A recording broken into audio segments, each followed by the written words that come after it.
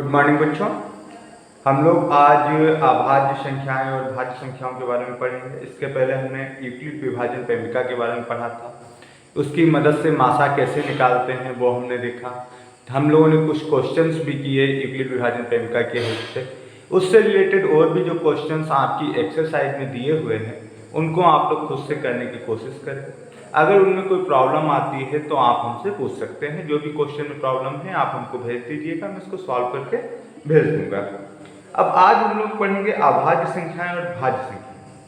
तो क्या होती हैं संख्याएं? हम लोगों ने अभी बहुत सारी संख्याओं के बारे में इसके पहले जान चुके हैं कि जैसे सबसे पहले हमने बताया नेचुरल नंबर, प्राकृतिक संख्या क्या होती है। उसके बाद मैंने बताया कि इंटीजर्स, होल नंबर्स क्या होते हैं। फिर मैंने बताया इंटीजर्स क्या होते हैं। फिर हमने बताया प्रमेय संख्याएं क्या होती हैं। फिर अपरिमेय संख्याएं क्या होती हैं। फिर हमारे रियल नंबर्स क्या होते हैं। इन सब नंबर्स के बारे में हम लोग ऑलरेडी जानते हैं। उसके बाद आप लोगों ने सम संख्या और विषम संख्या के बारे में भी हम छोटी क्लासेस में पढ़ चुके हैं कि जो संख्याएं 2 से विभाजित हो जाती हैं उनको सम संख्याएं कहते हैं और जो 2 से विभाजित नहीं होती हैं उनको अपरिमेय संख्या, उन्हें विषम संख्या कहते हैं। जो संख्याएं 2 से विभाजित हो जाए पूर्णतः उनको सम संख्या और जो ना हो उनको विषम संख्या कहते हैं। तो आज हम लोग पढ़ेंगे इसमें आगे कि अभाज्य संख्याएं क्या होती हैं और भाज्य संख्याएं क्या होती हैं। अभाज्य संख्याएं जिनको हम इंग्लिश में प्राइम नंबर कहते हैं। और यहाँ से क्वेश्चन आपका जरूर आता है, एक क्वेश्चन आना पक्का है कि अभाज्य संख्याएं, कुछ नंबर्स दिए होंगे, पूछेंगे कौन सी अभाज्य संख्या है कौन सी नहीं है। तो यहाँ से एक क्वेश्चन आता है आपका। तो प्राइम नंबर या अभाज्य संख्याएं होती क्या है? तो वो सब पूर्ण संख्याएं, कौन सी संख्याएं? पूर्ण संख्याएं। वो पूर्ण संख्याएं जिनके गुणनखंड केवल एक और वो संख्या खुद। कौन से गुणनखंड होने चाहिए? केवल या तो उसका गुणनखंड एक और केवल संख्या खुद, कोई भी संख्या जो भी है वो संख्या खुद और वो नंबर। अगर किसी भी संख्या के केवल 2 गुणनखंड हों, वो संख्या खुद और दूसरा एक, तो उस संख्या को हम लोग क्या कहते हैं? अभाज्य संख्या कहते हैं। तो कोई भी पूर्ण संख्या जिसके केवल और केवल 2 गुणनखंड, याद रखना है 2 गुणनखंड होना भी जरूरी है। जैसे किसी भी संख्या का गुणनखंड 1 जरूरी होना है और वो संख्या खुद हो। तो 2 गुणनखंड हैं जिस संख्या के, उस संख्या को हम लोग क्या कहते हैं? अभाज्य संख्या कहते हैं। जैसे अगर हम लोग बात करें कि 1, तो 1 क्या अभाज्य संख्या होगी? 1 हमारी अभाज्य संख्या नहीं होगी। ये नहीं होगी, उसका कारण ये है इसका केवल एक ही गुणनखंड है, एक नंबर, एक ही इसका एक गुणनखंड है। दूसरा अगर गुणनखंड ये संख्या खुद होना चाहिए, तो ये संख्या खुद भी क्या है? एक ही है। तो इसका केवल एक ही गुणनखंड है, इसलिए ये अभाज्य संख्या हमारी नहीं होगी। तो सबसे छोटी अभाज्य संख्या हमारी क्या होती है? 2 होती है। उसके बाद 3 एक हमारी अभाज्य संख्या है। क्यों?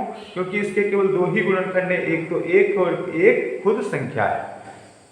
1 और 3 के 2 गुणनखंड हैं।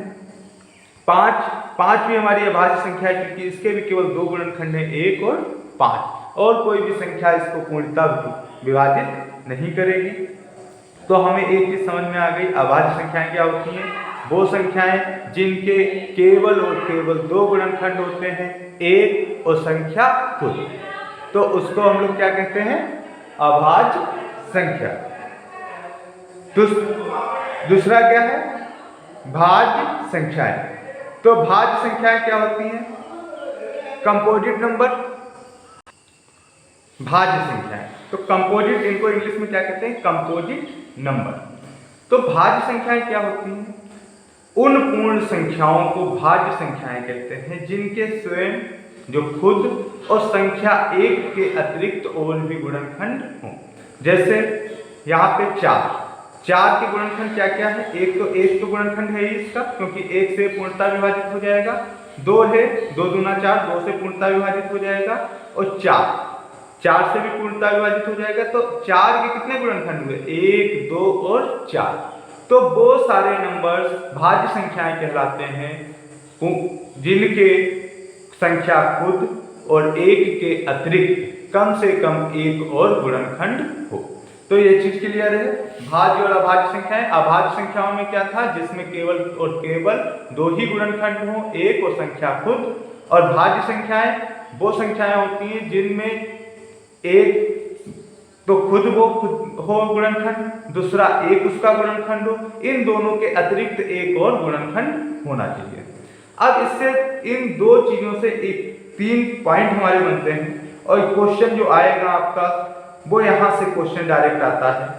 कहता है, पूछेगा कि संख्या एक भाज्य है कि अभाज्य है।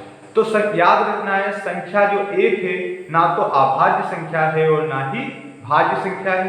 अभाज्य संख्या क्यों नहीं है हमने बताया, क्योंकि केवल इसका एक ही गुणनखंड है, वो खुद संख्या या एक कह लें। दूसरा, ये भाज्य संख्या क्यों नहीं है, क्योंकि इसके भाई जब दो ही गुणनखंड नहीं हो पा रहे तो तीसरे की तो बात ही नहीं होगी। तो संख्या एक एक ऐसी संख्या है जो ना तो भाज्य है और ना ही अभाज्य है। फिर संख्या दो, जो संख्या दो है वो सबसे छोटी अभाज्य संख्या है। और एक चीज याद रखनी है, संख्या दो ही केवल एक ऐसी संख्या है जो सम अभाज्य संख्या है। दो के अलावा कोई भी सम नंबर आपका अभाज्य संख्या नहीं होता है। केवल दो ही एक ऐसी संख्या है जो आपकी अभाज्य संख्या है। अब सबसे छोटी जो भाज्य सम संख्या होती है वो होती है 4, क्योंकि अभी मैं एक्सप्लेन करूंगा ऐसा क्यों होता है। और सबसे छोटी भाज्य विषम संख्या जो होती है वो होती है 9। तो मैं कुछ यहाँ पे एक्सप्लेन करता हूँ, देखिए ध्यान से मैं गिनती लिख लेता हूँ। 1 2 3 4 5 6 7 8 9 10। इसके आगे आप लोग खुद कर सकते हैं, इनको समझ लीजिए।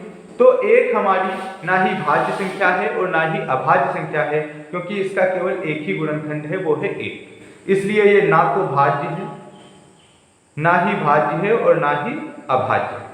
दो के पास आते हैं, दो के केवल दो गुणनखंड है। एक तो एक गुणनखंड है, एक से ये पूर्णतः विभाजित हो जाएगा, क्योंकि एक से भाई दो को भागते हैं, 1 दूना 2 पूर्णतः विभाजित हो जाएगा। और दूसरा 2 नंबर खुद है, इसके केवल और केवल दो गुणनखंड मिल रहे हैं। तो ये आपकी संख्या क्या हुई, अभाज्य संख्या। तो ये भाज्य हमारी नहीं है, जो अभाज्य होगी वो भाज्य तो हो ही नहीं सकती। और दो ही सबसे छोटी अभाज्य संख्या है और दो ही इकलौती एक ही ऐसा नंबर है, सम नंबर, जो हमारा अभाज्य संख्या है। 3 के पास आते हैं, 3 के भी केवल दो ही गुणनखंड है, 1 और 3, इसलिए ये भी क्या हुआ, हमारी अभाज्य संख्या हुई। 4 के पास आए तो 4 का गुणनखंड क्या क्या होगा, 1, तो 1 4 का गुणनखंड है, 2 से भी इसको पूर्णतः विभाजित हो जाएगा और 4 से भी हो जाएगा, तो ये क्या हो गई, भाज्य संख्या हो गई। 5 के पास आते हैं, इसके केवल दो गुणनखंड है, 1 और 5, तो ये भी क्या हो गई, हमारी अभाज्य हो गई। 6 के पास आते हैं, इसको 1 से भी पूर्णतः विभाजित हो जाती है, 2 से भी हो जाती है, 3 से भी हो जाती है, 6 से भी हो जाती है, तो ये भी हमारी क्या हो गई, भाज्य, क्योंकि भाई 2 से ज्यादा गुणनखंड जिसके भी मिलेंगे वो क्या हो जाएगा, भाज्य। 1 और 6 के अलावा अगर उसका कोई भी नंबर है, उस नंबर और 1 के अलावा अगर उसका कोई गुणनखंड मिल रहा है तो वो हमारी संख्या भाज्य हो जाएगी। 7 में 1 और 7 केवल दो ही इसके गुणनखंड है, तो अभाज्य हो गई। 8 इसका गुणनखंड 1 भी है, 2 से पूर्णतः भाग विभाजित हो जाएगा, 4 से भी हो जाएगी, 8 से, तो ये भाज्य हो गई। उसके बाद 9 1 से भी पूर्णतः विभाजित हो जाएगी, 3 से हो जाएगी, 9 से हो जाएगी, तो ये भी हमारी भाज्य संख्या हो गई। 10 1 से विभाजित हो जाएगा, 2 से विभाजित हो जाएगा, 5 से विभाजित हो जाएगा और 10, तो ये भी हमारी भाज्य संख्या हो गई। इसी टाइप से कोई भी नंबर दिया हो आप चेक कर सकते हैं, अगर उस नंबर को 1 और उस नंबर के अतिरिक्त जो भी नंबर है उस नंबर के अतिरिक्त कोई और भी गुणनखंड मिल जाता है तो वो हमारी भाज्य हो जाएगी, अगर नहीं मिलता है तो अभाज्य हो जाएगी। और 1 हमारा जो है वो हमेशा अभाज्य ना ही भाज्य है, एक ऐसी संख्या है जो ना कि भाज्य है और ना ही अभाज्य है, इतना आपको याद रखना है। इसके आगे अब हम कल देखेंगे।